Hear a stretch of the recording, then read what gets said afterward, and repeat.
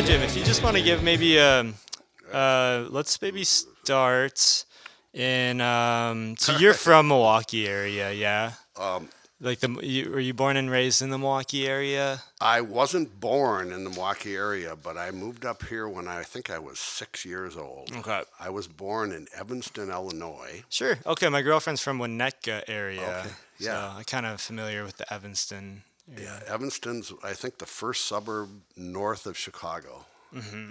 and it's where Northwestern University is. Sure. Yeah.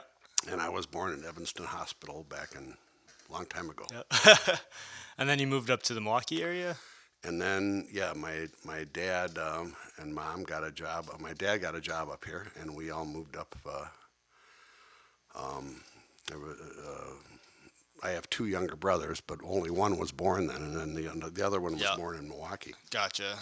But yeah, we moved to Glendale first, Uh-huh. a suburb of Milwaukee called Glendale, and then eventually moved to Whitefish Bay, which is where I grew up and went to grade Gotcha. school and high school. Okay. And was your family pretty musically inclined? Like family musicians at all or? No musicians. Oh wow. But my mom especially loved music.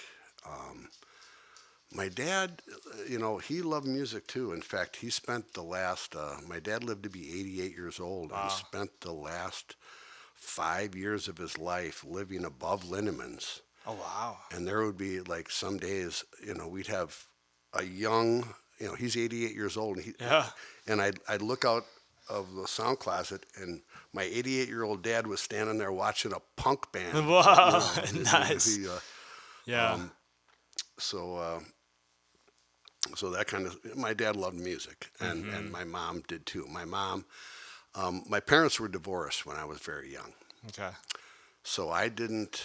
And although we would visit my dad's house, I don't recall his record collection as vividly as I remember my mother's collection. Gotcha.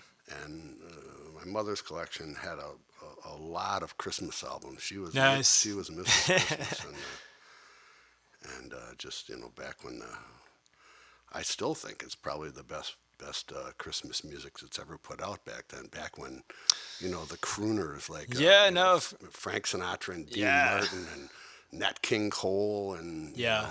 and I think the same with movies too. Christmas movies, they're Oh. always I feel like there's a certain genre of Christmas kind of things that it's Yeah. kind of hard to break through as a new Christmas song or a new movie.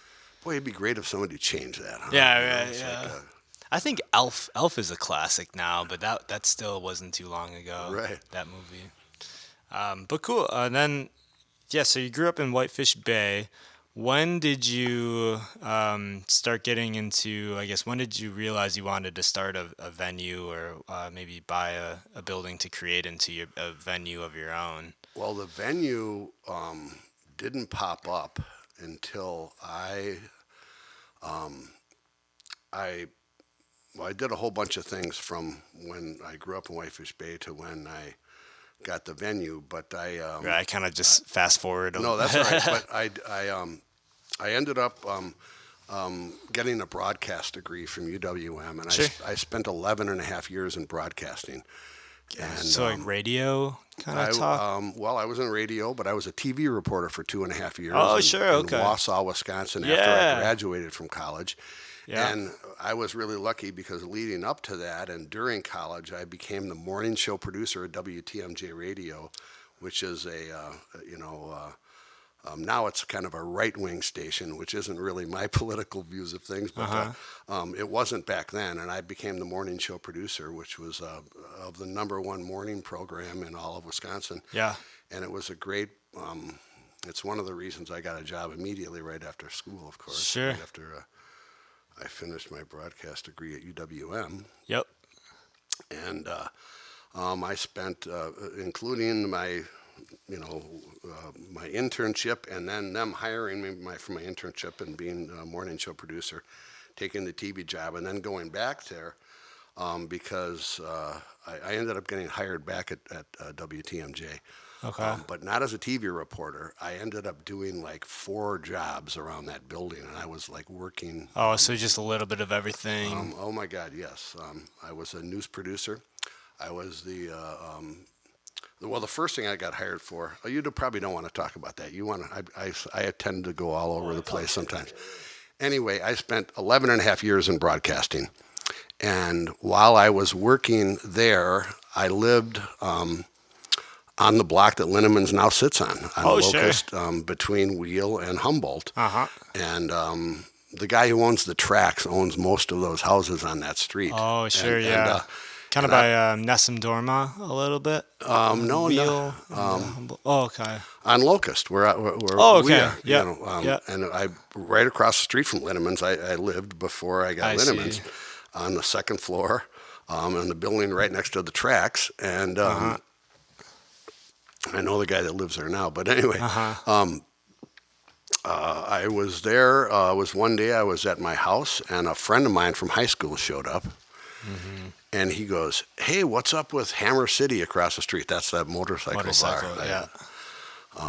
And I said, "Oh man, yeah, they've been closed now for a couple of weeks."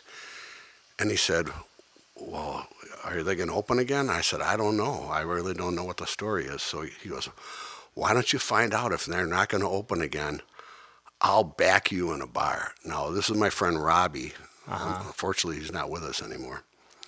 But I went out with his sister in high school, and my mom went to college with their mother. Oh, So sure. So we you've were known very him for tight, a long and, time. and he came from a fair amount of money. Okay. Our family, especially coming from a divorced family, we didn't have a whole lot of money, but he came from a lot of money. So he says, "I'll I can buy the building, but just why don't you find out, all about the building and all about the business, what's going on." And Hmm. so, me, being a TV reporter and always having a curious mind, I went downtown and I found out everything there was to know about that building. And Hmm. and I went back to Rob and I said, "Well, they want X amount of dollars." And it was a novelty company that owned it. Actually, it's what they would do is they would rent that building out to an operator, Hmm. and they owned the pool table and the vending machines inside. And then they would collect on that, and they'd Sure. give the Yeah. guy a percentage, but then they would rent the bar out. Yeah. And so anyway, they wanted X amount. I don't know if I should say the price, but they Yeah. wanted an X amount, and Rob said, "Offer them this." So I called them up and offered them that, and they said, "Sure, that's Yeah. we'll take it." Because the building was in really bad shape. Uh-huh. And I spent the next 9 months of my life fixing that building up and Sure. doing So were you everything. still doing news reporting at the No, time? Or like, well, actually, yes. What am I saying? Of course, I was. Yes, I was. I was working my 4 jobs at WTMJ. yeah. So was this kind of like a side project at the time during those 9 months of fixing it up Absolutely. outside of Absolutely, working and that and job? it came when I opened up. I ended up giving my notice at TMJ, and I've been doing the bar thing ever since. So 9 months of renovating Linnamans. Fast forward to, I guess, opening day. What was that like? Did you, because you were the main operator of Linnamans from the start. Oh yeah, when I first opened Linneman's, I was the bartender. I It was was always everything. named Linnamans, of course. Yeah, and how that thing came about. It's interesting how that came about. Yeah. Because there was actually two investors who bought the building, and I was the third. With the three of us. And there was a guy named Rob who was my main friend, and then there was another guy named Mike. I Okay. shouldn't probably mention names here, It's okay. but Last names. Mike said he wouldn't invest in the building unless it was called Linneman's, and I didn't like that. I wanted to call it River West Inn. Hmm. My grandparents, who are from Oshkosh,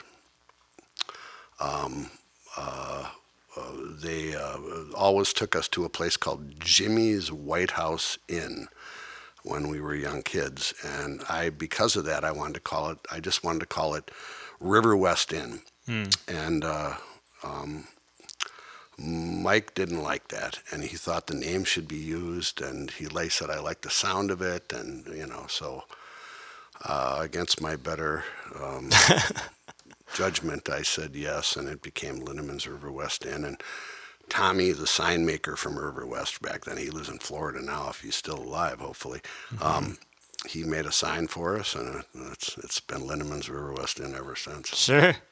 So, and then from the get-go, did you know that you were going to be a main operator of the Linnamans? Oh yes, I was the Were only. you Yeah, planning on quitting your TV reporting I did. job? Oh, I okay. did. I Left forget that. exactly when that happened. I can't recall a day. I was pretty well liked at TMJ. Hmm. I still hold some friends very dearly that I worked there with over the years. Yeah. And not only to mention that Channel 4 is like was the first TV station in Milwaukee history, and Hmm. one that I looked up to growing up. So when I was able to get a job there as a morning show producer on the Yeah. number one radio station in Milwaukee, I was like, oh, it was a very exciting time for me, of Yeah. course. I mean, and then I did spend 11 and a half years at it. Hmm. It was one of the most exciting things I've ever done in my life. However, it doesn't pay the most, believe it or not. And even when you become like a TV reporter like I did, Yep. you know, no, it was 1985 when I ended up graduating, but I went to UW, I went to La Crosse to be a TV reporter, and the starting pay was $10,000 a year. Now, Wow. that's I don't know what that equates to now. I could Uh-huh. look it up maybe, but it wasn't very much. And then when I came back to TMJ, I didn't. I had offers to. I had offered in upstate New York to take a job in a smaller town again. You Okay. have to work your way up the markets Yeah. to hopefully Yeah. take over Tom Brokaw's job Yeah. someday. At least it was Tom Brokaw back then. But I, I had a job offer in upstate New York, and I had a job offer in southern Texas, and I decided that I didn't want to play TV gypsy. I decided I Hmm. didn't want to like play the market game where you work your way up the markets The to ladder. hopefully, Yeah. get a network job someday, which pays real well, of course. Yep. Um, and I anyway, the news director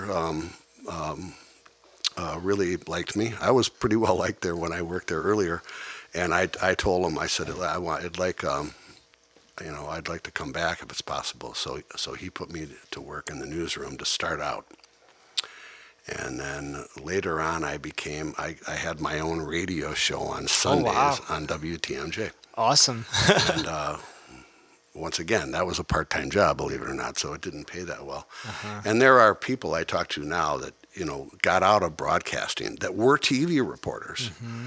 that ended up taking jobs in public relations at, for instance, the electric company or, Northwestern Mutual Life Insurance Company or, just in the PR field Hmm. because it paid better than radio and TV. Interesting. And, and so, for me, I didn't become the public relations corporate person or whatever, Yeah. but I did. I ended up owning a bar. Yeah.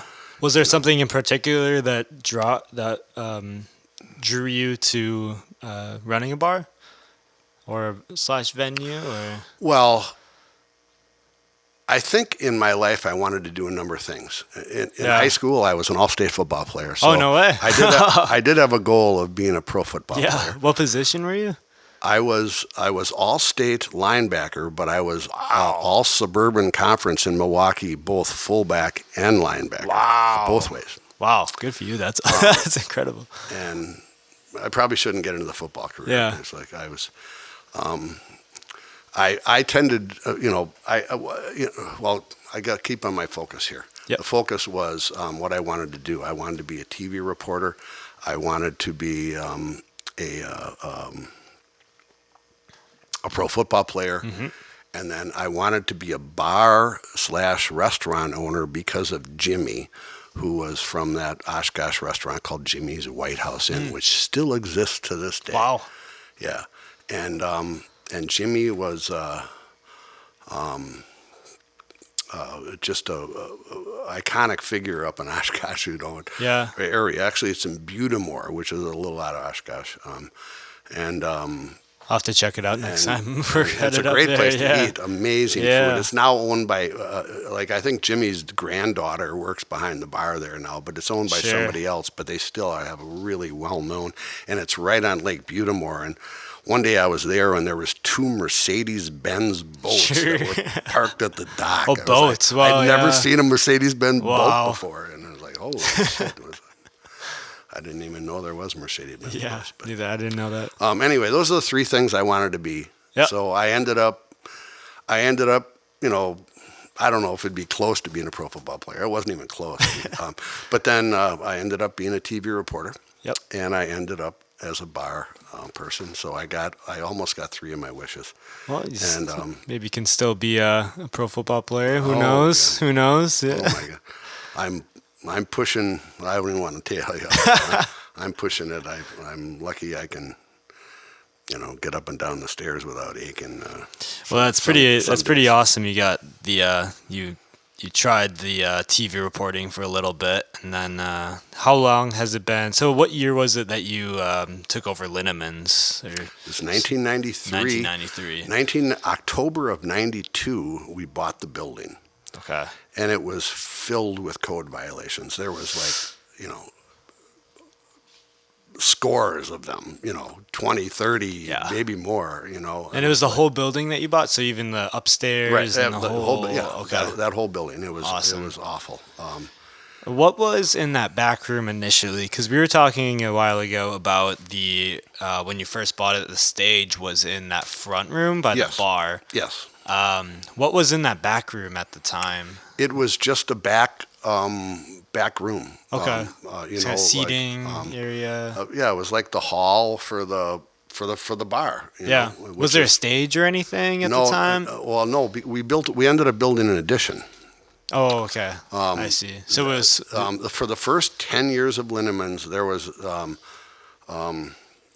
oh geez, you know what, I was going to bring you one of our albums, which had a picture of the building on it. Oh I forgot. yeah, I think I have that in my car. Oh, I you think do? yeah. Oh, okay. Yep. The was it the Yeah. Milwaukee artist album? Yeah. Yeah. Milwaukee Sampler, I think it's a. Yes. There was a backyard behind Linneman's, which housed a building until it burned down in the 1940s, and then there was just a backyard. When I bought the place, there was a backyard back there that just had. Was there a back patio or anything? No. Before we opened up, we had to build there was no back door, so we had to blow out a back door from the brick, which was also expensive. We also had to build a handicap bathroom, Yeah. which I found out later we could have declared it a financial hardship. But anyway, we built a handicap bathroom, and then we blew out a back door, and then we had to build a handicap ramp Sure. because of the handicap Yep. requirements back then, and still today. Yep. They were pretty new when Linneman's took over, though, I think. Sure.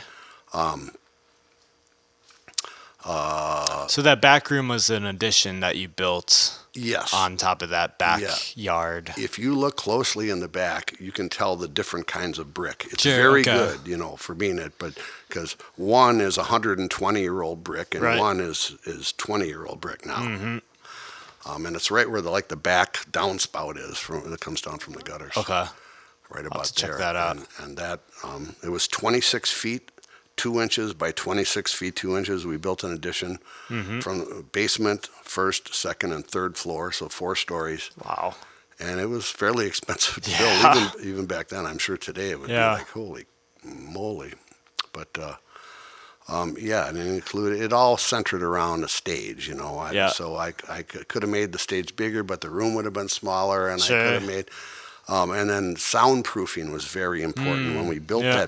that back addition, we were going to have music back there, and like we are now, and literally the drum set that's set up on a stage most nights is like 12 feet from my next door neighbor's living room couch. Right. And so what I did is, and what most people don't realize, there is 6 walls for the sound to get out Oh, so you built of the building. walls. Yes. Wow. And And- is that on all the walls, or just that back one? Well, the back wall is what's called a staggered stud construction. Okay. You got to understand how sound waves move. Sound waves move in mysterious ways, but they what you got to try to do is break sound up. And the first one behind there is a staggered stud construction wall. That means like a usual a wall. Boy, we're getting into Yeah, weird things, but I'm learning. I'm learning. but there it was instead of a 2x4 wall, it was a 2x6 wall. Okay. And on one side of the wall, the studs are every 16 inches like they are on a normal wall, but on the other side, they're centered in the middle, Sure. So it's kind of so the sound bending doesn't in the pass windows. because it's made by two. It's made on each side by a 2x4, but it's 2x6 construction. So the sound wave doesn't. It goes. Well, first of all, it has to get through our sound curtain. We have the same sound curtain like you'll find at the Riverside or Yep. the Pap Cedar. It's that black. Yep. It's called staggered. It's called what is it called? It's called 3/4 fullness sewn in pleated something like Some that. type of Yeah, industry it standard. was expensive kinda, to do that, but Yeah. anyway, there's staggered stud construction on the first wall, and then there's 3 feet. That's the one that goes down to the band room, and then Yep. there is a 2x4 wall, an inch and a half of space. Uh-huh. There's another 2x4 wall with drywall. Uh-huh. Both of them are insulated. Yeah. And then there is the plywood that is Sure, against the yeah. back wall. I count that as a It's a wall. wall, yeah. And then Linneman's is the outside is entirely a brick building, so you count that as a wall too. Right. And that's really that seals it all up. Yep. And by the time the sound hits the brick, and brick is a good sound barrier, but by the time it hits the brick, you can't hear anything. I've never noticed hearing music outside of the venue, one standing out, unless I just never noticed it. One night I had a bar. I'll remain nameless, but a bar owner that came into Linneman's, and there was a really loud band that night. And he knew him, but he goes, "Jesus, Jim, it's so fucking loud." Oh, did I say it? Oh, you're good. No, you can swear on here. oh. It's okay. I totally. No, it's all good. Yeah, this isn't radio. After working in radio for so many Exactly, years, it's yeah, like, oh my totally. God, what did I just do? Yep. But It was loud. So he goes, "Oh my God, is it loud?" And I said, "Come on." I take him out the front door. We walk in the back door. I open the back gate, and in between the buildings, there's 5 feet. There's 5 feet between the building and the next house. Yeah. Yeah. Or maybe it's a little more. I don't know. I forget now. But there's no, it's 4 or 5. Yes, it is. It's 5 feet, and then there's 2 feet to the next house. But so there's a little space between. There's 7 feet between the house, and I take him back there, and I said, "Do you hear anything?" And he listens. He's like, "I can't hear anything." Yeah. I said, "Well, I guarantee you, we walk in right now, they're still that loud." And he says, "How'd you do that?" And then I explained, kind of like I explained to you, Yep. of how that was done. Soundproofing it. And so I mean, we were. So that was the early 2000s that you built that extension. 2003. It's this summer. It was 20 years old. Wow. The addition. Yeah. We've been there 30 years. So Yeah. the first 10 years, the stage was in the front room. Yep. And but yeah, that's how the new stage came to life. And So, kind of switching gears or maybe staying in the same realm of things, but how have you seen in the last 30 years, I guess so much has changed, but probably a lot has still been the same. In your experience, I guess, I don't really know what kind of question I'm asking, but how has Linneman's just still been able to stay so relevant, and And what is like an overall just experience of seeing the Milwaukee music through the lens of being a venue owner and operator? There's probably a lot of, yeah, this is probably such a wide question, but Well, yeah. I'll start the answer by change. That is the, I think, most important word you used in that question. Uh-huh. But how has it changed? And I'm going to start off answering it by invoking my favorite musician slash artist, Bob Dylan, Sure. who has a song called "Things Have Changed," Okay. and the chorus, the last part of the chorus goes, "I used to care, but things have changed." Sure. It is kind of a haunting song. It's not that I don't care because I still care very much. I, uh, I can just say, as I've gotten older, I've become more relaxed. I think Hmm. I was never really that uptight of a person, but sometimes I would. I mean, sometimes it can drive you a little bit. There's a lot to put up with sometimes when like 5 band bills and there's 10 amplifiers And and you're running sound out. 3 bass amps and 3 drum sets, and it's like, Yeah. oh my And you're God, always it's running enough the to, sound there? yes, Yeah. yeah, Yeah. and it's enough to, sometimes it's overwhelming, but I've become so much more relaxed. Hmm. Does that come just with experience of? Yeah, I guess, just realizing what, it's, you know, there's a, oh, see, I'm drifting from your question about how things have All changed, and I'll good. get Yeah, back all there. good. But when you brought up sound man, yes, I mean, there's times when I would get upset because, the band would do sound check, or sometimes not sound check. They would just start off, because there was no sound check. Hmm. And literally, one of the 2 guitar amps in the band was twice. That guitar amp is twice as loud as that amp, and that band doesn't know it. I mean, and it's like, and then I would always say, can you turn that down? That amp is twice as loud, and it goes down for a second, but come back up, and there's Yeah.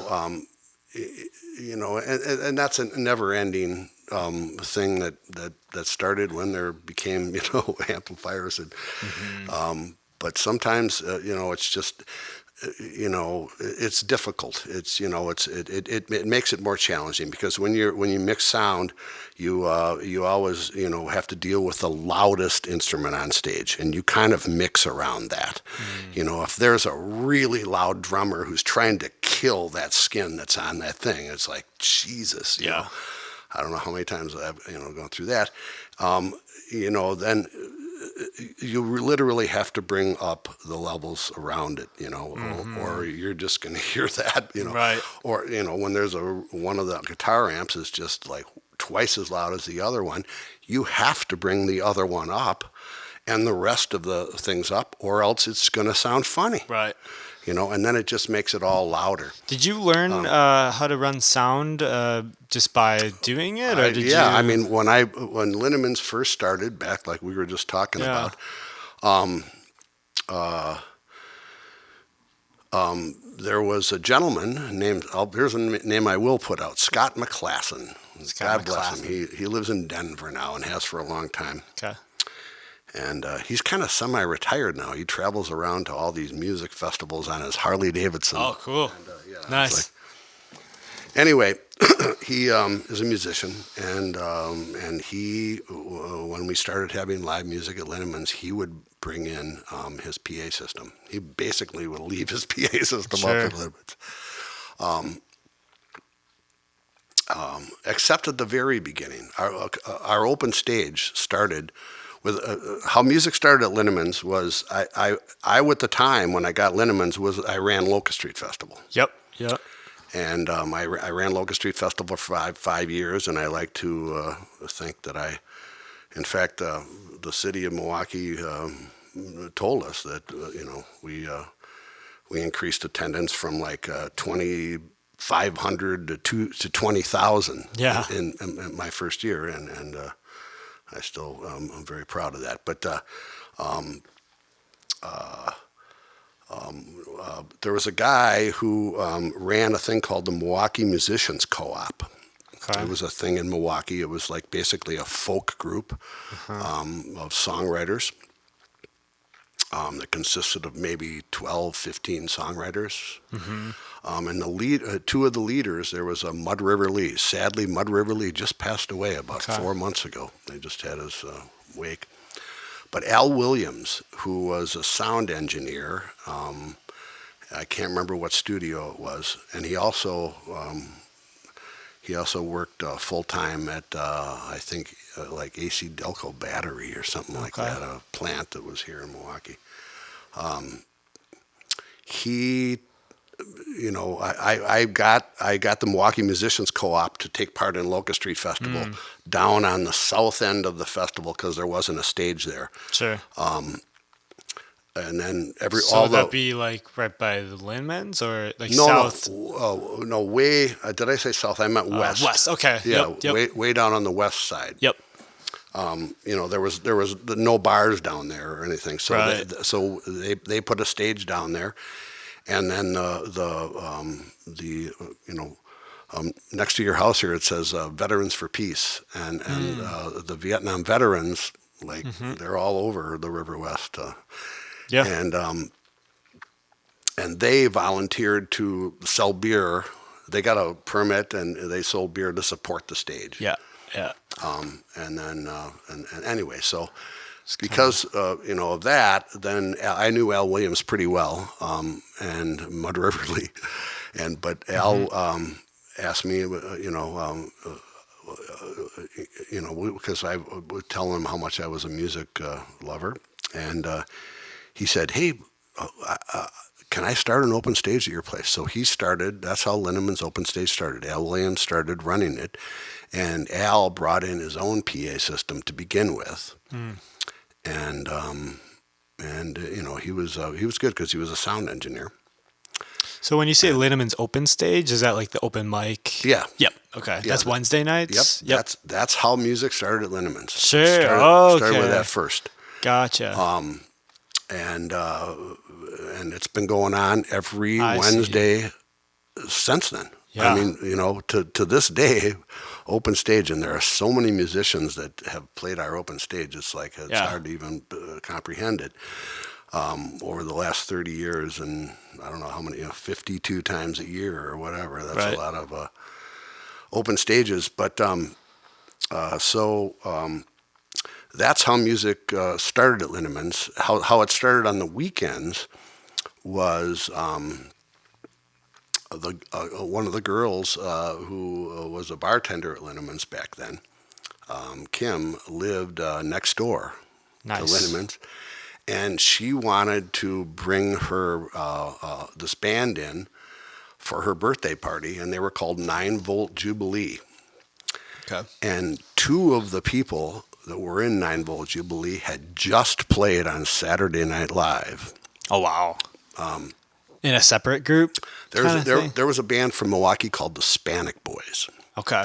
and the Spanic Boys were a father and son, and then there was Dave Brown was on drums, and Mike Fredrickson, if you live in River West, you've seen Mike Fredrickson's artwork. He's a brilliant artist, but he's also a brilliant songwriter and bass player and guitar Is player. he the guy that does kind of like the over at the park on what is that, Bremen, and you're headed by Cafe Corazon? There's like the I've seen it around River West, kind of like a big sculptures. No, Okay, never mind. nope. He does paintings. Okay, gotcha. Just Sorry. amazing. But anyway, so he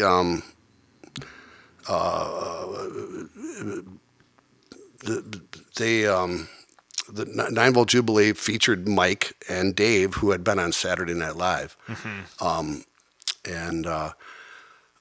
that band ended up like within I don't know how, within the year, that band ended up becoming a band called the Mosleys.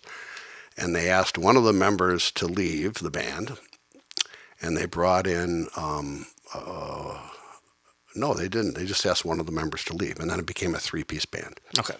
And they became the Mosleys. And the Mosleys played every Thursday night. We'd have Wednesday open stage, and then we'd have the Mosleys play Sure. every Like a Wednesday residency. night for 4 years. Was that because it stemmed from the birthday party Yes, okay. that's how it started, and Yeah. this is how music started at Linneman's. And the Mosleys, if you would come see the Mosleys on a Thursday night, there would be members of the Violent Femmes, there would be the members of the Bodines, there would be Paul Seabar, there would be, you name it, there was the Milwaukee musicians there, because the Mosleys were so good. They were just like... what kind of music did they play? well, the reason they asked the other guy, the other gentleman to leave, and the other gentleman's a dear friend of mine who still plays Linneman's right now. Oh, sure. Like once a month right now he's playing it. But anyway, they wanted to play where they were kind of like, Nine Volt Jubilee was kind of like, the Allman Brothers kind of thing. It was like Jam band. Yeah, right. Yeah. Mike, who is the great artist, the River West artist I was telling you about, he had a vision to become a pop band that wrote short, sweet, concise, Beatlesque type pop songs. And he did, and they're very good, and it's amazing. And the guitar player, his name was Royce Hall Jr., and his father had a TV program in Wisconsin on how to play guitar. Interesting. On Channel 18 for a Cool. while. And anyway, Royce was this phenomenal guitar player, and I think if you lined up some of the best guitar players in Wisconsin history and you said the name Royce Hall Jr., they would nod their heads in amazement, Yeah. because he was that good. He was like, he's sadly not playing music right now. He lives up in Manitowoc and he doesn't play music, and it's like the saddest thing I've ever experienced in music, I think, that he's not playing, because he was just such a talent. But anyway, for 4 years, the Mosleys played every single Thursday night, and it was one of the wild times of my life. In fact, I think I began to drink and do other things a little bit too much during that period. I was having way too much fun, and I ended up, after that, I had to go to rehab. Oh my gosh. But it was open stage, and then the Mosleys started, and then we started having music on weekends. So when the Mosleys would play every Thursday, was it a packed house every Thursday, or was it kind Not of to hit or begin miss? with, because Okay. nobody knew who the Mosleys were. They Sure. were a new band, they Sure. a new name. Nobody, who's the Mosleys, Yeah.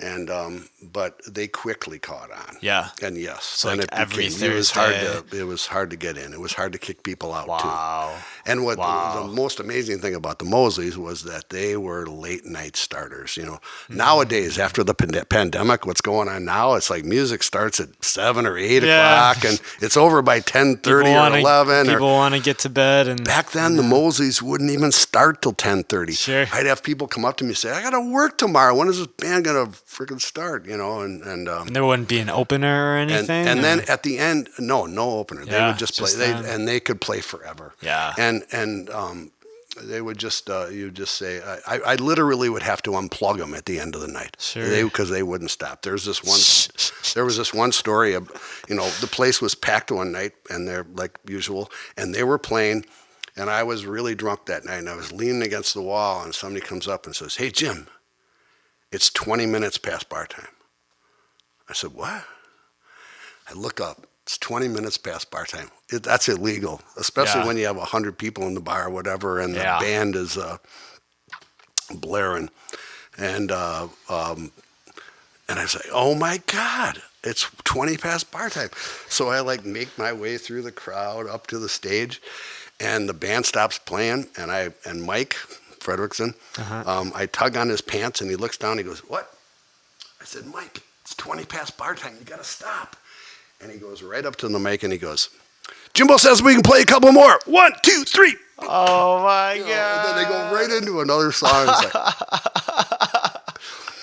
and I'll never forget that as long as I live. And so that was the Mosleys. You know, Party on, it was party like on. exactly. It was like Yeah. I don't know. You know, there was sometimes there was too much fun that took place during those days. Sure.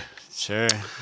But at that same time, we started having music on the weekends too. Okay. And I think the first weekend we had music, we had a gentleman who I knew, who was the Violent Femmes keyboard player, Sigmund Snowpeck, who was That's something I was going to ask you too, because I remember we talked about Sigmund Snowpeck for a while. Sigmund was, I believe, the first person to play after he played on the first Friday night that we had music available. Yeah. And with a cast of characters that were just some of the best musicians in the city.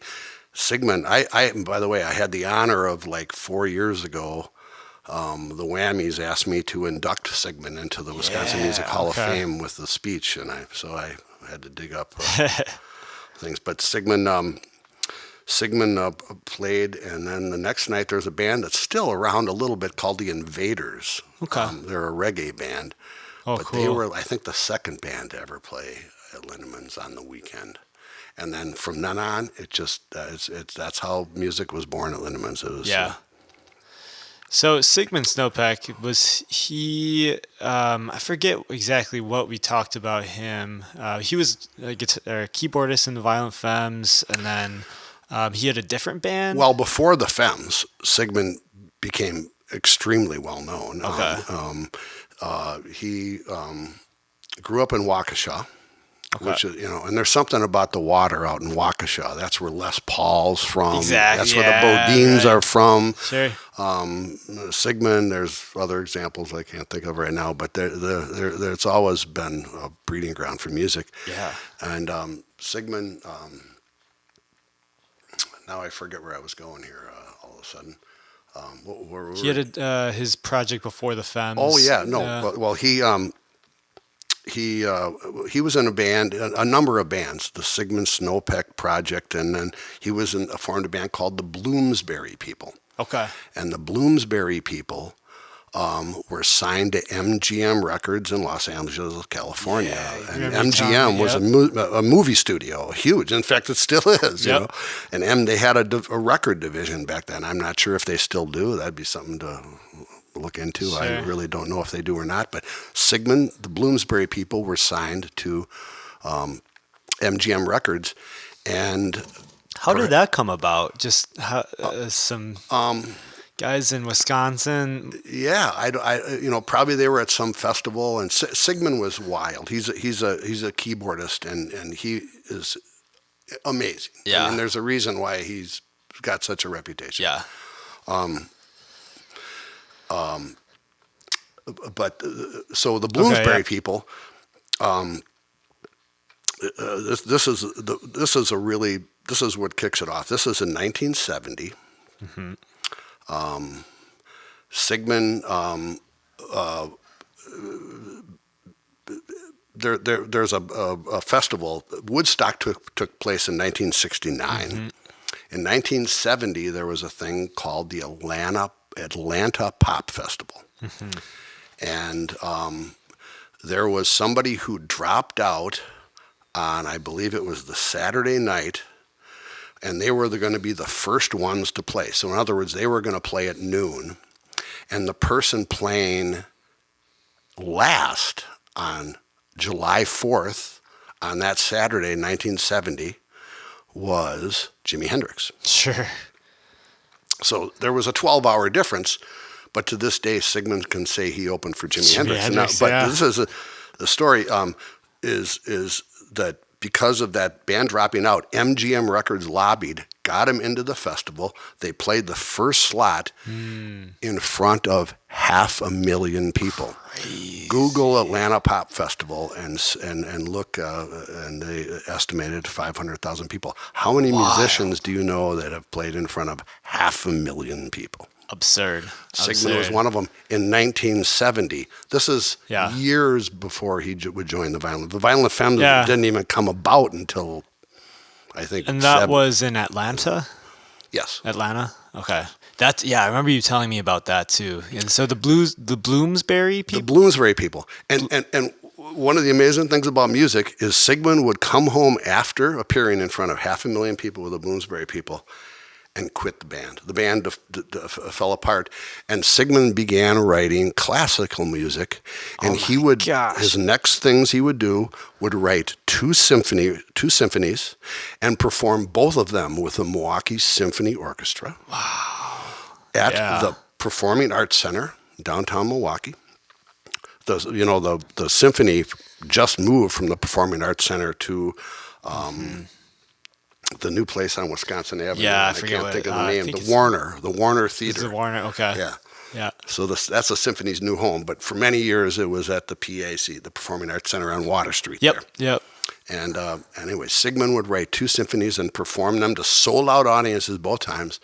Um, and and then So his just because it was Sigmund Snowpeck, like people just knew who he was at this time, that he could well, he was just pretty kind of well known do what he musician. wanted, kind of thing. He just had a lot of flexibility, or Yeah, I mean, he was pretty well known. Although there was some controversy involved. One of the members of the Milwaukee Symphony, like, didn't like something, and it hit the news. It was like there was an argument between Sigmund and the Sure. Milwaukee Symphony guy. It was like, oh my god. But besides that, Yeah. I think it went pretty well. And then the story goes was, Sigmund would. He was playing in another band. He played in a variety of bands of his, mainly with his own name in it. But he was postering down Brady Street for one of his shows, and he ran into Brian Ritchie of the Violent Femmes. sure. And Brian, this is how I understand it to go. Brian said, he had known who Sigmund was, and he said, "Hey, would you like to play keyboards with us?" Yeah. And Sigmund said, "Sure." And Sigmund would go on to play 20 years with the Violent Femmes, world tours, several world tours, and is on 8 of their albums. Wow. Wow. That's crazy. So what does he do? Was that kind of his main thing then for a while? Sigmund still plays, not as much as he used to. Because you say he pops into Linneman's every now and then. Oh my God, much more than now and then. He's there quite a bit. He stopped driving recently. Okay. He had an accident and he doesn't drive much, so he goes out in Ubers once in a while. Yep. Or his wife drives him over, and Sure. they come in frequently. And, Sure. Yeah, I would love to meet him for sure. oh, absolutely. Yeah. He's as friendly as they come, and he's a great storyteller. Mm-hmm. He's 75 now, I think. Okay. He was a little bit older than the Femmes when they asked him to Okay. join, but his history is well known. But one of the most famous things that ever happened was they were playing in Detroit, I think it was, with the Violent Femmes, and the audience kept on wanting, what do they call that, an encore? Yep. And they had played like 3 encores, so. They told him to play. Sigmund had a song called "Thank God This Isn't Cleveland," and they were playing in Cleveland. Oh my, Detroit or Cleveland, or Did I say Detroit? No, they were in Cleveland. I don't know why I said Detroit. Uh-huh. Yes, because his song is "Thank God This Isn't Cleveland," Yep. and it's on one of his albums, right? And but now he's playing with the Femmes, and then they had played 2 or 3 encores, and they ran out of encores, so they said, play. Thank God This Is in Cleveland. And Sigmund said, I can't play that here. And they said, if you don't play it, you're fired. So they played it and got booed at the end. Well, I guess that's a good nightcapper though. If you've already played 3 encores, and that's a true story. Maybe That's pretty someday funny. you could have Sigmund here, and for sure. he'll tell you that same story that I just told you. And absolutely. if I didn't tell it exactly right, it's probably pretty close. Yep. Now, was he a part of that record, that CD that was the Milwaukee kind of all different artists? The one I gave you, Linneman Sampler, it's called. Yep, Yes. Linneman Sampler. Yes, Sigmund is on that. I think it just says Sigmund Snowpeck Okay. on there. But he has a song on there called Turn Around. Okay. And if you listen to it, it not only has Sigmund taking one of the vocals, but there's three. I mean, one of the verses. Sigmund takes the first verse, and I don't know what chronological order it is, but Yeah. there's only three more verses after that, and each verse is taken by three of the most famous lead vocalists in Wisconsin music history. One, Gordon Gano of the Violent Femmes. Two, Sammy Lannis of the Bodines. Oh my And gosh. three, Jerry Harrison of the Talking Heads. Wow. Just a And super it's on the group. Linneman's album, Just a and it's the super group. only album it appears on. It Wow. doesn't appear on any other album, that song, and it's called So it's Turn. probably not on streaming services or anywhere online, I, just the CD, unless somebody did a copy well, of it. Linneman's CD isn't online, I don't Yeah. think. Um, Which when we brought that up earlier, you just sparked my memory that I have it and I have not listened through it yet. So I need to listen through there because there's a song you have. oh, Wink, God, wink. Yeah. that's embarrassing. And that album, by the way, I was asked by a couple of musicians to do that. Yep. And they all played there, and they wanted me to come out with an album, and then they wanted me to put a song on it because I had I think I said at the beginning of this broadcast or podcast, Yeah. I said that I had ran into a drinking and other problems back in like 90. Well, I guess it lasted for a while, but it ended in 98 when I went to rehab. But where was I getting at now here? The Linneman sampler. They wanted you on it. Oh yeah, and I wrote a song when I was at rehab. I wrote a song called Hazelden Blues because I went to Hazelden to get rehabbed. And then I wrote another song right after I got home called Stranded in Love. And Stranded in Love, they liked, and they wanted me to put on Stranded on. The guys that organized this, one was Chris Voss, who now is with the record company. And it's the band, the record company, and they have had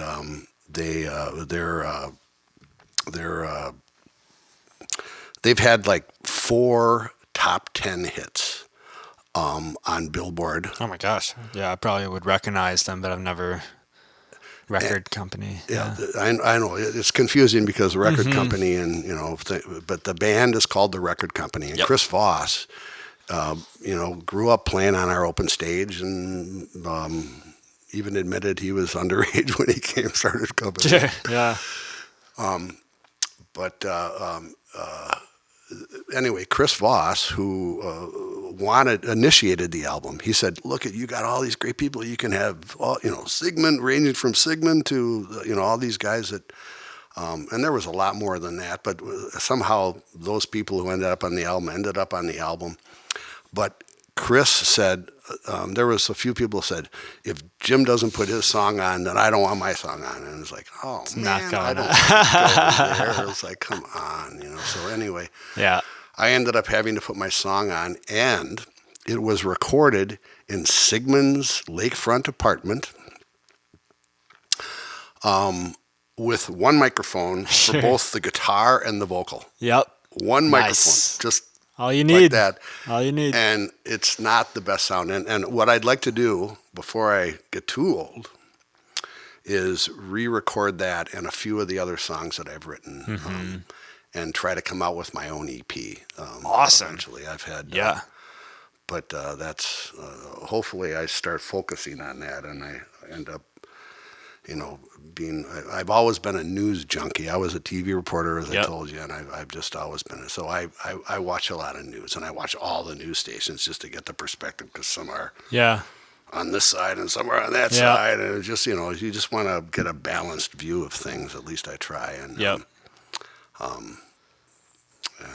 Anyway. Yeah. So. Do you? I'm sure that you have a lot of connections of people that would help you out with that. But if you ever need help with recording, I know a good amount of people around the area. If you ever need help getting that kind of set up, 'cause I know it can be a lot to do it. I appreciate that. Thank you very much. I've had some very unique offers. Even one Sure. publicly on Facebook with like I think it's the largest studio in Milwaukee, who said that he would pay for it, and, Sure. I said, oh, whatever. The Anyway, people need it. The but people want it. and I said, I can't do anything for Yeah. free. I would pay, but and I ended up not doing it yet. So Yeah. I hope to do it. I that's how I became such an intense person in music was because of my parents. We talked about it at the top of this. Hmm. But my mom, I wanted a guitar. Well, first of all, I wanted a stereo, and I got my first stereo, I believe, in 1964. And just because, so what would be a stereo? Is that a radio? Or I probably sound very young asking this question, but I had a pretty crude, it might even have been a mono one that I first got, but then I ended up buying, there was a girl in Whitefish Bay that I went to school with. Her name was Jill Libby, and she came from a pretty wealthy family. Okay. Anyway, she got a new stereo, and then I was able to buy her stereo. So is it basically you put And, vinyl or DVD or CDs or It was cassette vinyl. player? There was vinyl? no. When I was growing up, there was no CDs, Parker. There was. It was only albums. Period. That was it. Yep. There was cassettes came along somewhere in there too. But when I was growing up, it was mostly albums. Yep. So you got a stereo. Sorry to. Got a stereo, and I ended up having a total album collection. I had like 600 albums. Wow. My mom let me buy albums, and she bought most of them. But I had part-time jobs growing up, and would always that would be one of the priorities is to buy the new McCartney album after the Beatles broke up, or whatever. Some people. Marty, my better half, she's a big John Lennon fan, but she was never a fan of. This is off the top of my head. I shouldn't even be saying this, but she was never a big McCartney fan, and then we went to see McCartney at County Stadium, and we're walking out, and I said, "Well, how'd you like it?" And she goes, "That was amazing." Nice. And I said, "Well, that's why the Beatles were so popular, because that guy can do that. He can play 3 freaking hours without taking a piss and blow 50,000 people out of the water on every song. Who can do that?" Yeah. And then she goes, "You're right. Okay." She still doesn't like him as much as John Lennon, but Yep. It was interesting. I had, of course, you can't escape the Beatles and popular culture. And growing up, I always heard Beatles songs, but never have really done a deep dive on the Beatles. So we had a show in La Crosse about 2 weeks ago, and I had a CD of their greatest hits. So it kind of was like an hour and a half of just Beatles music, and just listening through kind of the eras of the Beatles was I really enjoyed listening through it all, and kind of heard songs that oh my gosh, I didn't even know this was the Beatles, and just really intently listening instead of it just being in the background. And it was great. It was and then that night there was a Bee Gees versus the Beatles night at Mad Planet. Oh yeah. With live bands. So I was ready to watch the Beatles, and had some buddies in the band, and it was a fun night. Next weekend, I think it is, Talilac has those, and then he's having Beatles versus the Dead, I think. Oh, interesting. That's very different from each other. Yeah. Yep. What have been some of the more memorable shows or events at Linneman's that come off the top of your head? Well, there's been so many. I know, I can't imagine. It's 30 years, and there's how many days in the year? 365. Yeah. So that's a lot do the of math. days. And there was a time when we wouldn't even take a day off. We had music every night of the week.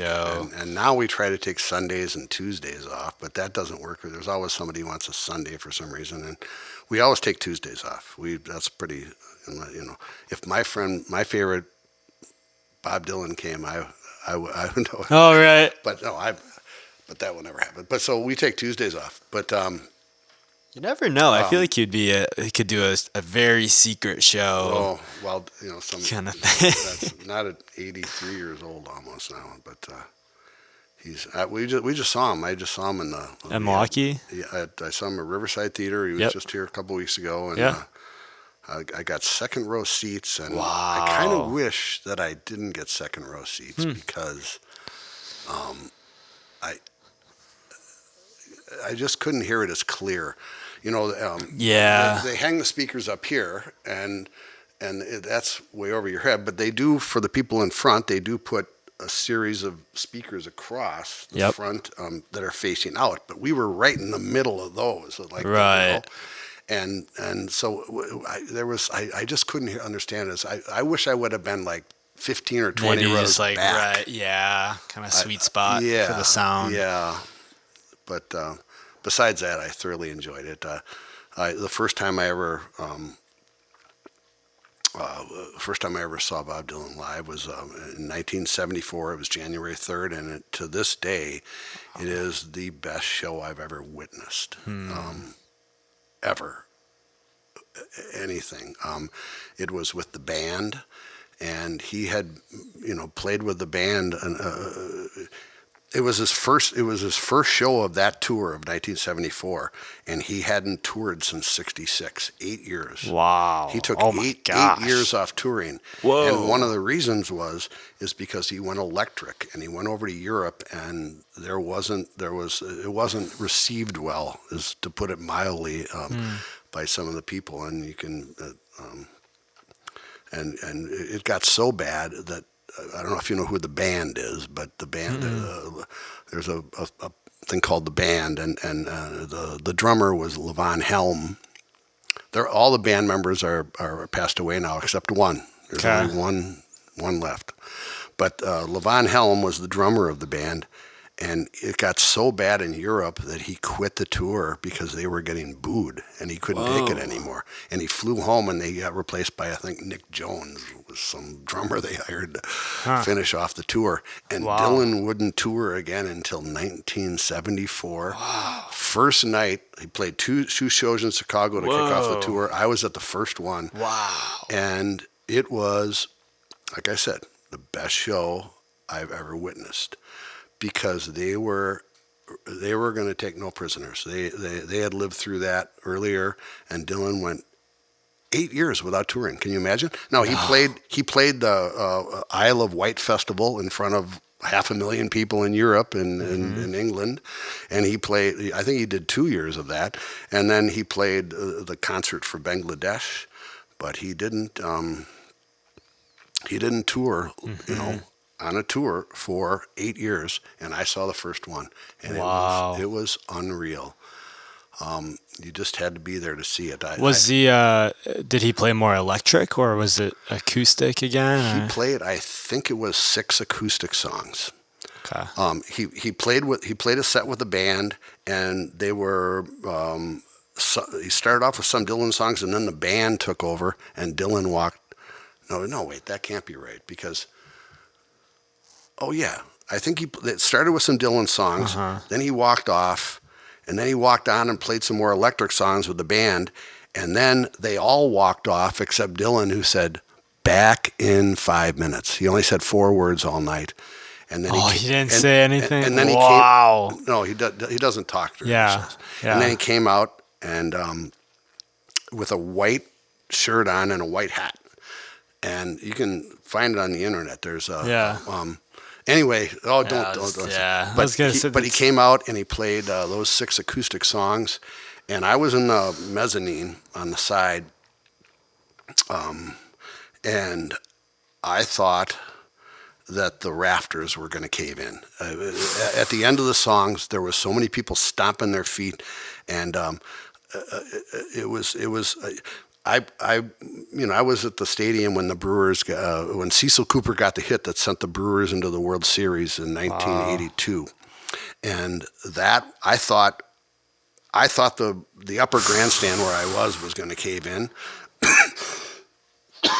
It was one of the most eccentric, exciting, electric feelings I've ever had being at County Stadium to Yeah. watch the Brewers go. Cecil Cooper get that hit to send the Brewers to World Series.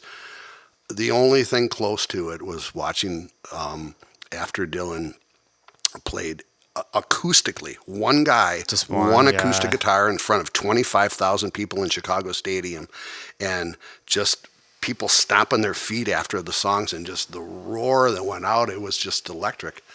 And I don't think I'll ever experience Yeah. anything like that again. Did he play when he did those solo acoustic songs? Were they kind of his hits, or were they new Oh yeah, songs? well or- they were his beloved hits. Yeah. Yes, and there was a song that he did called "It's All Right, Ma, I'm Only Bleeding," and it's like 13 verses. It's like it's typical Dylan, you know. Yeah. But he delivered it fast and he delivered it potent, and in that song there are the words. Even the President of the United States sometimes must have to stand naked. And when he blurted that sentence out, line out, the place, like I said, went nuts. It just like you could, Yeah. because you know why? Nixon was president and he was being impeached during that time. Okay. And it was very And he had lied, and the American public knew it. And you know, Dylan the poet, he wasn't saying Nixon did it or anything. He just sang one of his verses of his song that he wrote 6-7 years earlier. Yep. And people knew right away that, you know, and I was there the first night of the tour, you know. Crazy. Like, yeah. Yeah, and everyone there must have known too that he's back finally. After it must have been a lot of build up to that tour and that show. Oh, I think it was all sold out. Yeah. It was like. So when he played recently, did he still plays his old songs and his? Well, the answer to your question is yes and no.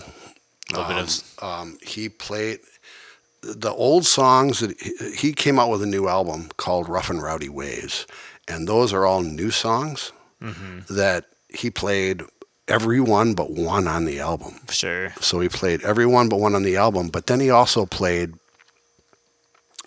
I want to say 6 or 7 more songs, and that's off his album before that. But the album before that was old songs of his that he re-recorded Oh, sure. in a different way. Okay. Interesting. And so, yes, he played his old songs, but they were off the new album that was done differently than the songs. And then he played the new album. Yeah. Well, I can't imagine if you've been playing the same songs for years and years and years, spicing them up a little bit for a live show must be refreshing as a musician, but also I don't know, it really just depends on the person. I guess he hadn't played much of them, but he played a Dead song, like right Sure. 3/4 of the way through the set, and people spilled out into the aisles. and when people stood up, like before that happened, but if this girl stood up and the you know, the guy who's the security guy or the aisle guy or whatever came over and said, "You got to sit down. You can't stand up." And then Dylan started playing the Dead song, and everybody, or not so everybody, you're supposed to be sitting down the entire show? Some of us older people, we didn't get up, but a lot of people stood up, and the aisles were just filled. Wow. I mean, So he wanted everybody to stay seated during that show? Yeah, they wanted everybody to stay seated. Wow, interesting. Okay. And everybody was seated until he played Truckin'. Truckin'. And then there were so many people they couldn't ask them to sit down. And then, you know, I think they were out there the rest of the show in the aisles. Sure. Probably because they got better seats because they came closer or whatever. I don't know. I've been there. Yep. But it was, you know, it was great. Like I said, I wish I would have been back 20 rows or whatever. Yeah. Besides that, it was fantastic. Awesome. And just and it's probably like the 23rd time I've seen him or whatever, you know. It's and he's 82 and a half years old now. Yeah. You know, he's still around. What other concerts have you seen that kind of so Bob Dylan was your kind of the top show that you've seen? What are some other ones that stick out? I mean, that one definitely was. Yeah. Well, you know, that was 74. We're lucky here in Milwaukee. We have a thing called Summerfest. Yep. Oh, yeah. And I think when Summerfest started, I was 13 years old. Wow. Right in the prime of, yeah. You know, and like I said, my mom let me buy albums. And I had a lot. Anyway, I think Summerfest started in 68. if I don't have, I might be a year off or something. Hmm. And then in now see where here's where I'm not remembering if it was 1969 or 1970. Sly and the Family Stone. I don't know if you know who that is. Mm-mm. They had played it. They had some hits, pretty big hits, and they had played at Woodstock the year before, and they played a show at Summerfest that to this day remains one of the largest crowds to ever see a music show at Summerfest. Wow. And it was really kind of bizarre. I was there with a whole bunch of my friends. It was in like 1970, I think. I was a Yeah. freshman in high school. Wow. Or was I in eighth grade? I don't know. It was like anyway, Yeah. it was like right then. And he was a half hour late going on, and he was so Nice. fucked up he only played for 20 minutes. Oh my god. And the crowd like booed and Oh like rioted a little. Yeah, yeah. I don't think there was any fires or anything. Right. Oh yeah, I but can't imagine though. I think you can Google that, like Sly and the Family Stone erupts at Summerfest or whatever, Yeah, and you'll totally. see that. You can Wow. probably there's a journal article, although the Milwaukee Journal is really weird that it was online and then it wasn't online. The old copies or the old. Oh, so you could like dig them up. Yeah, you could dig them up. Yeah. I don't think you can do that anymore. Huh. It's like they took it off because it's a new company that owns it, Scripps. I want to think you But- could do that. Find those at the library if you wanted to. I Yeah. think they all have a database of old okay. newspapers and stuff at public libraries. Okay. I could be wrong. But yeah, interesting. So you've probably been around Summerfest. Well, I think you mentioned you go on vacation around Summerfest now. Yes. Yeah. Yes, It's probably as a venue. always It's go probably a with- good time to. we always go a day or two of Summerfest, no matter what happens. Yeah, Either yeah. before or either at the beginning or the end. Right. And then sometime in the middle, we take a couple weeks off for rest and relaxation. There's 100 bands a night down at Summerfest. Yep. Why do you need to have it at a bar Totally. place or any other music place? But There's so much going on. We decided just to punt, Yep. so we take off during Summerfest. We close down. Yep. Yep. Yeah, awesome. Well, anything else? I think we're kind of hitting around the wrapping up point, but anything else that you wanted to touch on with Linnemans or just Milwaukee music or what things coming up? Well, we've talked about Bob Dylan a couple times during this thing. I'm a big fan of Bob Yeah, Dylan, as a lot yeah. of people know, and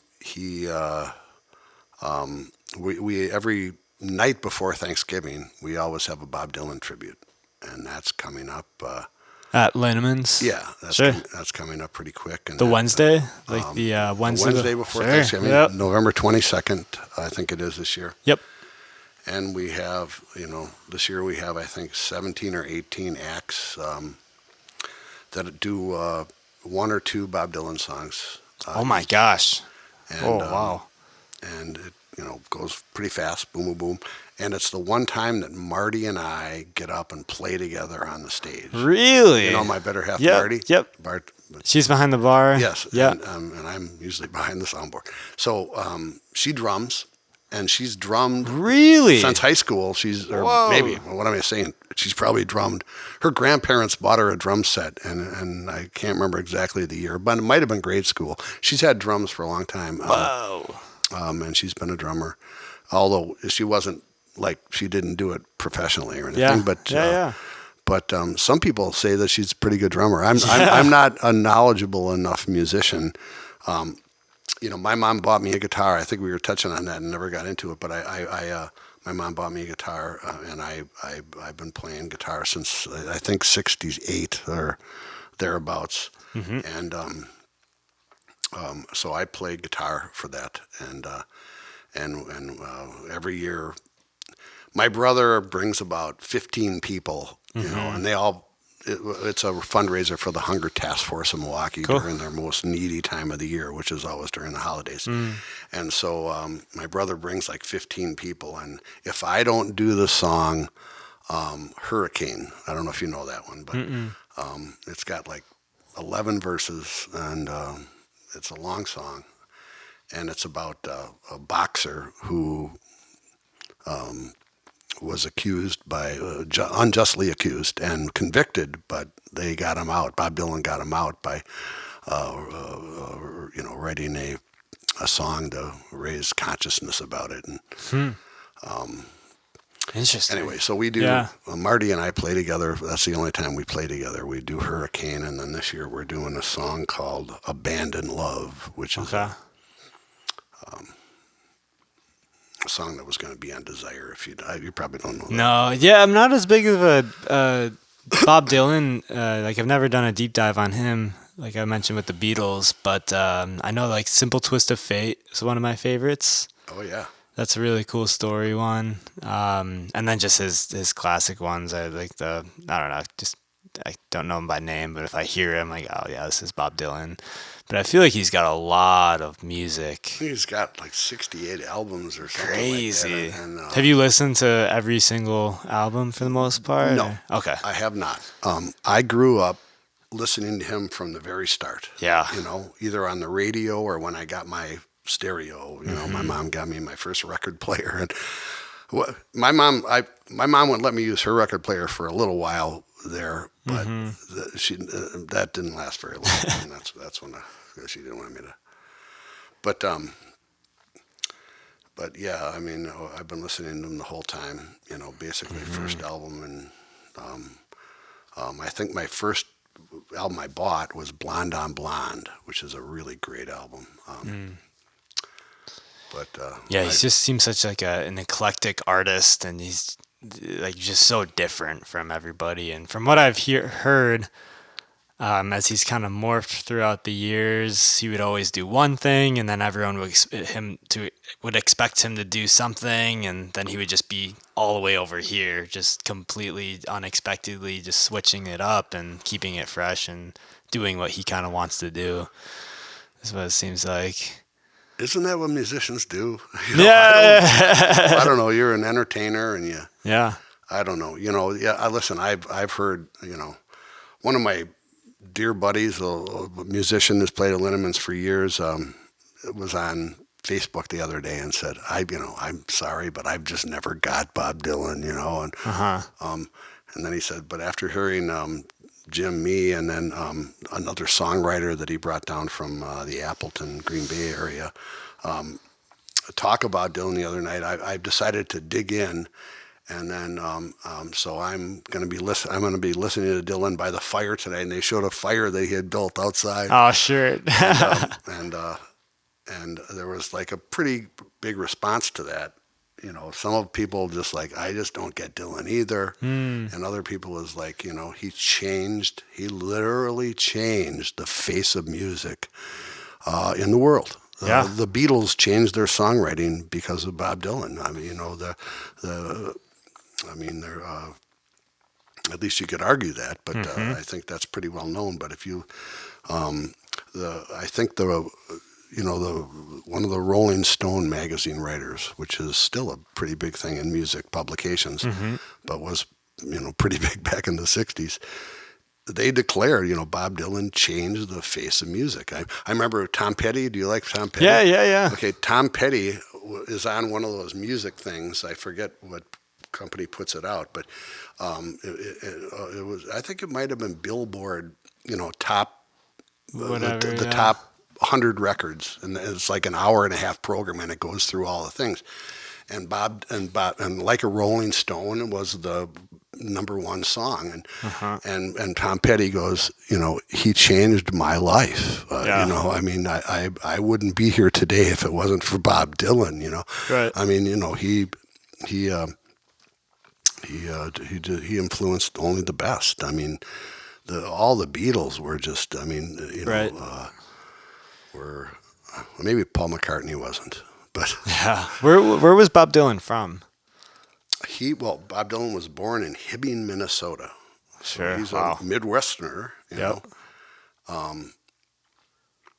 and you know who Trapper Shep is? Yes. Trapper. Yeah. I don't know him personally, but I know who he is. Yeah. Trapper's a longtime Milwaukee musician, and he, Yep. like I think it was just a couple years ago, picked up a Bob Dylan song and finished it, and got permission from Bob Dylan to do it. Holy shit. Yes, and Wow. I think he's licensed to use it anyway. Yeah. He that happened, which is amazing. Hmm. And Trapper's played Linneman since I think he was, like a UWM student. Yeah. Yeah.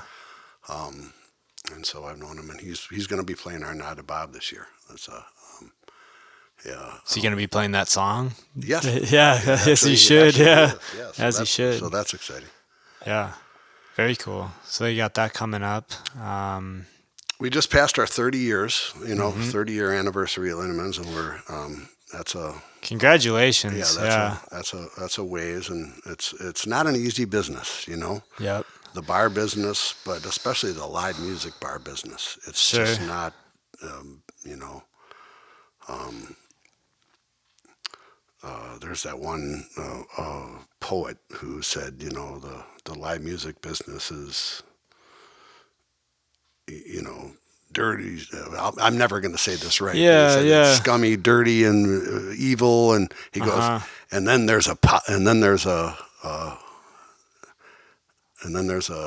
negative side. Or Oh my gosh. Yeah. called it all the bad words. And Well, from my experience, it seems like there's definitely two sides to it. Like there's always two sides to everything, but I think it really just depends on who you want to be surrounded by, and there's gonna be some slimy things in the music industry for sure. But also, I think there is a lot of good people too. oh yes, Yeah. I mean yeah, oh absolutely. It takes a lot of soul and you know patience to learn how to play a guitar, to learn how to play any instrument. It takes time and energy, and you put your soul into it, and that's what Mm. makes music so delightful. Like Hmm. trying to come up with a word. Yeah. But I mean, how long does it take? I mean, you don't just pick up a guitar and start playing it. I mean, maybe some people do, but Yeah. Right. it usually Yeah. takes quite a while to Hmm. learn the chords. I mean, to learn three chords, I guess you could do that in a day or whatever. But And also kind of learn what speaks to you. Like, how do you play the guitar? Because you can play a guitar so many different ways. But like you were saying, I think it is I think it is a very good instrument for letting out whatever your soul needs to speak. If you find that way for yourself. I was never in a band growing up, but my mom gave me a guitar in Yep. 1968, and I never took any lessons. But I went over to Brass Bell, which still exists to this day, but it's in its third location, I think. And I would go over and buy songbooks, and I'd learn how to play the chords. Wow, and read music like that? Yeah, sure. Just learn how to play the chords, and then I had lots of albums, so I would put the album Yeah, on. And, right. oh no, that's What's not right. this? And I don't know how many times I Yeah. scratched my albums by doing that, but just kind of learned Yeah. how to play some of those songs until they sounded right. Right. But what you just said, I would go. There's a place in Whitefish Bay called what is it called? Clody Park, I think it is. Yeah. And Yeah. and there's like a big hill that goes down. There's like where the ice skating rink is in the winter, and then there's a road Yep. where all the mansions are, and then there's a hill that kind of goes down to the beach. But there's some trees before you hit the beach. But I would always go over and sit on the middle of that hill, all alone by myself, when I felt down, Mm. and I would play until I felt good again. And Mm. it worked almost every single time. Playing music can really help you, I think, and help others. Like it's a magical thing Yeah. that, it's, Can't necessarily put words to it all the time. Just got to feel it. Absolutely. Well, one thing I wanted to, well, yeah, congratulations on 30 years, and also thank you for just doing what you do. And going back to how we were talking about change, I've only known you from probably like 2019 onwards, but even throughout like the COVID era and everything, and it seemed like you adapt really well, especially with like doing the live streaming thing when that was going on, or even just the sound and the lights. You'd think you do a phenomenal job. And I know I'm speaking for a lot of people in the Milwaukee music scene, like my age. Linneman's is definitely a known staple, and you're doing a really awesome job, and it really helps us artists as well. So thank you Man, so thank much. you for the nice, encouraging words, Parker. That just really, that means a lot. I get embarrassed when I hear things like that sometimes. But boy, I'll tell you, it's always nice to hear encouraging words, isn't it? Whether Hmm. when people are so happy after a show that you play and they come up and Yeah. they want to hug you because it made the film so good. And Hmm. so thank you for the Yeah, nice some of my compliment. favorite nights of playing around Milwaukee have been at Linneman's. We've always had wonderful, fun nights on that stage, and yeah, it's always a good time.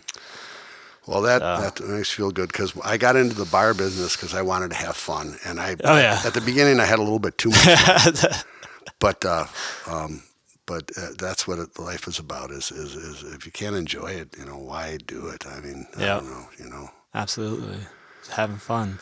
Well, thank you so much. Probably we're gonna wrap this up. Anything else you wanted to touch on? But yeah, I think we this will get out before the 22nd of November. So if anyone's interested in Bob Dylan night, definitely go to Linneman's on the 22nd. Yeah.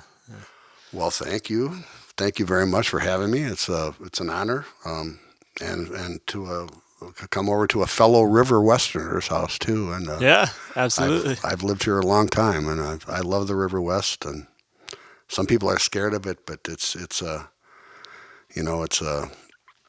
the people who live here. I always said, and I've said it for 30 years. UWM is real close, and there's a lot of professors that live over here that I know that are from UWM and have been for a long time. One of them just passed away recently. I knew. Anyway, a lot of students, live over here, and certainly River West has always had a lot of artists living here, Absolutely. and I always say that if you the smart students at UWM live in the River West because not only do they pay cheaper rent, but then they get some exercise walking to school every day. Best of both worlds. Yeah, it's a living, breathing community here, and I've been here for 3 years now, and more and more friends just start moving here. So it's really great to kind of connect the dots around, and when I go on a walk and just seeing people I know, and yeah, it's a very friendly area. So yeah, I love it. Cool. But all right, let's wrap this up. Thank you so much, Jim, and thank you all for watching. If you stuck around, so yeah, thank you. Bye.